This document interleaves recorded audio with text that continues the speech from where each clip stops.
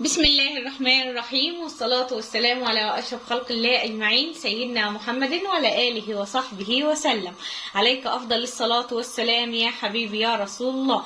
إن شاء الله بإذن الله النهاردة عندنا وصفة جميلة جدا، أسرع وصفة غدا ممكن تجهزيها. لو جايلك ضيوف الوصفة دي هتسعفك، هتخلصيها في ثواني، مش هتاخد معاكي ولا وقت ولا مجهود. فهنا النهاردة عشان نعمل الوصفة بتاعتنا، بس قبل ما نبدأ في الوصفة لو لسه بتشوفوا قناتي لأول مرة أتمنى تنزلوا تحت الفيديو تعملوا اشتراك للقناة وتفعلوا زر الجرس للكل عشان كل ما انزل فيديو يوصل لكم. وما تنسوش تحطوا لايك للفيديو عشان يبدأ يظهر ويتفعل لناس كتير. هنا عشان نعمل الوصفة بتاعتنا عندي معلقة كبيرة من السمنة وعليها حبة زيت. طبعا انت بتستعملي المادة الدهنية اللي انت حباها. بسيبهم يسخنوا كويس قوي على النار وبنزل عليهم بورقتين من الورق اللورا. بعد ما السمنه والزيت سخنوا معايا ببدا انزل عليهم ببصلايه كبيره فرماها بالطريقه دي. نبدا نشوحها على نار عاليه.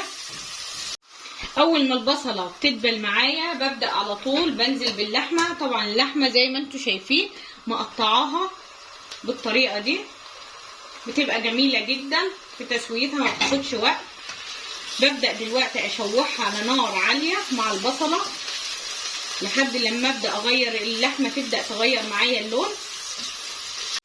شايفين تقطيعه اللحمه وسط، ولا هي صغيره قوي ولا هي كبيره.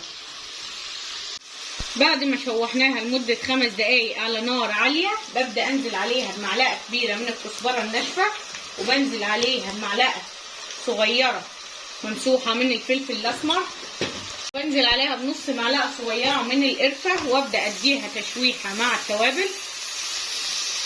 بعد ما شوحناها مع التوابل بنبدا ننزل عليها. هنا ضربه لها 3 طماطمات كبار ومكملاهم بميه عشان اللحمه لسه هتاخد تسويتها فيهم.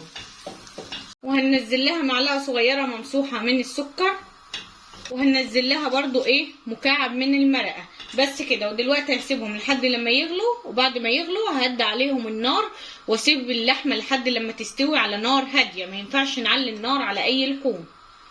اللحمه خلاص معانا استوت. شايفين دلوقتي عندي هنا 3 كوبايات رز بسمتي، وممكن تعمليه بالرز المصري العادي، بيبقى والله العظيم جميل جدا.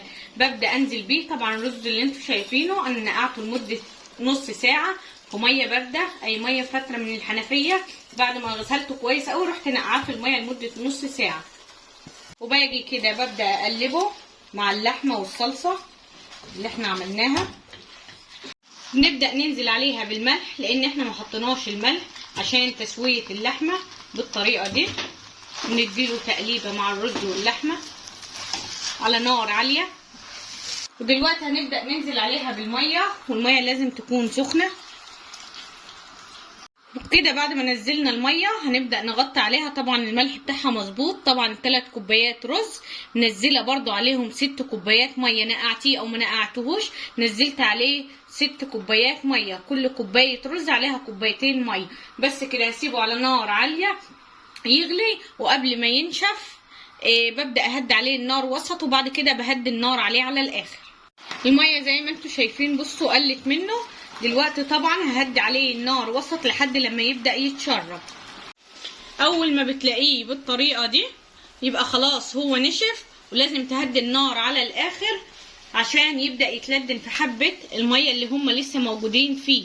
دلوقتي هغطي عليه وهدي النار على الاخر لحد لما الرز اللي معايا يستوى نبدأ نقدمه. الرز بتاعنا خلاص استوى.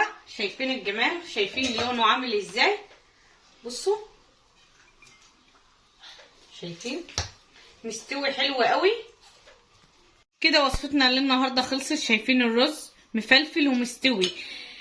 خطوه ان احنا نقعناه، بحيث في ناس بتبقى مش هو الرز البسمتي عامه لما بتيجي تاكليه بتحس ان هو يقولك ده مش مستوي. لا هو مستوي بس مفلفل وطعمه بيبقى كده جميل. الناس اللي حابه ان هو يبقى مستوي زي الرز المصري بتنقعيه لمده نص ساعه، وبعد كده بتحط له عيار الميه بتاعه المظبوط وبتبداي تسويه. شايفين الجمال؟ زي ما قلت لكم مراحل التسويه 3 مراحل. بنحطه على نار عاليه قبل ما ينشف، بنهدي النار عليه وسط، اول ما بينشف بنهدي النار عليه على الاخر ونسيبه لحد لما يستوي. واللحمه مستويه والرز طعمه جميل جدا. دي وصفه سهله وبسيطه، حابه تحط عليها مكسرات حطي، بيبقى برضو طعمها جميل. بتيجي في طاسه فيها فول سوداني او لوز، المكسرات اللي انت حابه تعمليها، ومعلقه سمنه تبداي تشوحيهم، وتروحي وزبيب، وتروحي نازله على الرز ومقلباه معاه. حابه تحطيه على الوش بتحطيه. فاتمنى بجد الفيديو بتاع النهارده يكون عجبكم. لو عجبكم الفيديو ما تنسوش تحطوا له لايك، ولو لسه بتشوفوا قناتي لاول مره انزلوا اعملوا اشتراك للقناه وفعلوا زر الجرس للكل عشان كل ما انزل فيديو يوصل لكم. واهم من كل شيء صلوا على رسول الله.